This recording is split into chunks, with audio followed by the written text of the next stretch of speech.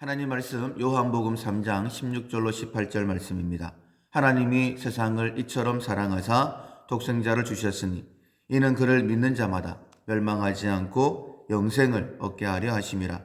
하나님이 그 아들을 세상에 보내신 것은 세상을 심판하려 하심이 아니요 그로 말미암아 세상이 구원을 받게 하려 하심이라. 그를 믿는 자는 심판을 받지 아니하는 것이요 믿지 아니하는 자는 하나님의 독생자의 이름을 믿지 아니하므로 벌써 심판을 받은 것이니라. 하나님 사랑을 받는다라는 제목으로 함께 은혜 말씀을 나누겠습니다. 12월의 품성은 사랑입니다. 사랑은 우리가 맺어야 할 첫 번째 열매이죠. 성령의 9가지 열매 가운데 첫 번째가 사랑입니다. 실천사항으로는 하나님 사랑을 받는다라는 것입니다.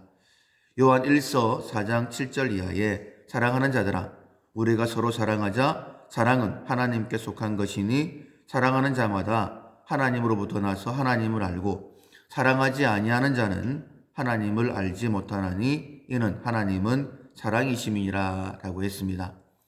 우리가 서로 사랑하기 위해서는 먼저는 사랑의 본체이신 하나님의 사랑을 받아야 합니다. 사랑도 받아본 사람만이 다른 사람을 사랑할 수 있다라고 하지 않습니까?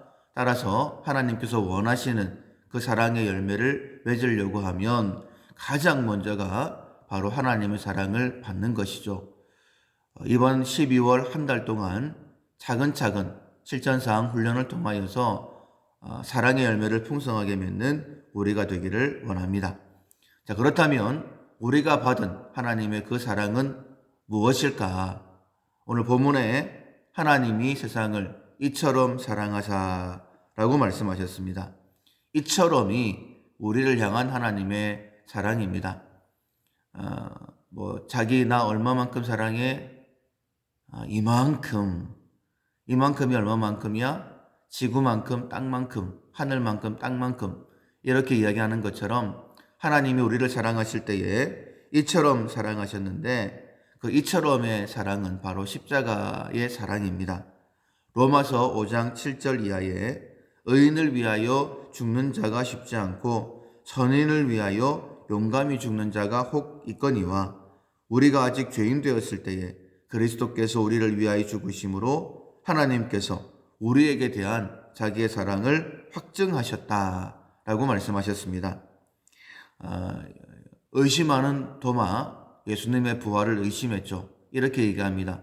내가 예수님의 손에 못자국과 그리고 허리에 창자국을 만져보지 않으면 믿지 못하겠다. 그때 예수님께서 부활의 몸으로 그에게 나타나셔서 만져보아라 라고 말씀하셨죠. 손에 못자국과 허리에 창자국은 예수님의 부활의 증거입니다. 그것처럼 예수님의 십자가는 우리를 향한 하나님의 사랑의 확증이다 라고 말씀하시는 거예요. 귀뚫은 종이 있습니다.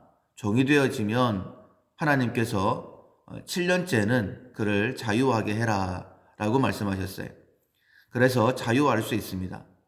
그런데 자유할 때는 처음 종이 되었던 그 모습 그대로 자유할 수 있어요. 만약에 혼자였으면 혼자 자유하는 것이고 만약 부부가 종이 되었으면 부부가 자유하게 됩니다. 그런데 종이 될 때는 혼자였는데 종생활을 하면서 결혼을 하고 아이를 낳고 여러 사람이 되었을 때에 그때는 다른 사람들은 종으로 그대로 있어야 되고 이 종만 혼자 자유하게 됩니다. 근데 그때에 귀를 뚫으면 나는 당신과 당신에게 영원히 종이 되겠습니다라는 그런 표현인데 가족들을 위해서 주인을 영원토록 섬기겠다라는 그런 서약의 표시로 귀를 뚫게 되는 거예요.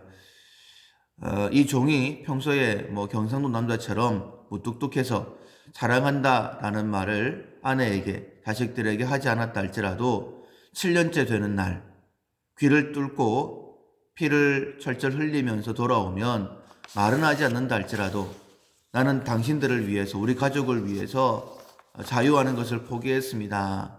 이런 뜻이기 때문에 가족을 사랑한다라는 증거가 되는 것이죠. 사랑하니까, 가족이니까 귀를 뚫을 수 있는 것입니다. 자, 그렇다면 우리는 예수님께서 십자가에 돌아가실 만큼 사랑을 받을 만한 그런 사람인가? 로마서 8장에 우리가 아직 연약할 때, 우리가 아직 죄인 되었을 때에, 우리가 아직 하나님과 원수 되었을 때에 우리를 위하여 십자가에 아들을 내어주심으로 우리의 사랑을 확증하셨다라고 말씀하셨죠. 우리는 받을 만한 자격이 안 됩니다. 그럼에도 불구하고 우리를 위하여 십자가에 돌아가셨어요. 그렇다면 귀뚫은 종이 가족을 사랑하여 자유를 포기했던 그 사랑과 예수님의 그 십자가의 사랑 비교할 수 없는 사랑이지 않습니까? 예수님이 왜 십자가에 돌아가셨을까? 하나님이 왜 아들을 십자가에 내어주셨을까? 16절 하반절에 보면 이는 그를 믿는 자마다 멸망치 않고 영생을 얻게 하려 하심이니라. 예수님을 믿지 아니하면 멸망을 당하기 때문입니다.